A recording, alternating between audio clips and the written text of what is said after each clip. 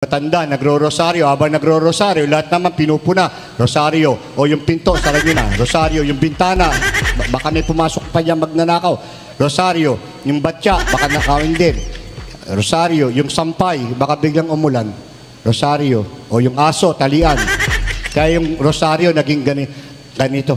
Aba, Ginoong pinto, napupuno ka ng bintana, ang Panginoong Diyos ay sumasabat siya. Bukod kang pinagpala sa babaeng sampay at pinagpala naman na yung anak na si Bantay. Pari. At least nagdadasal. No?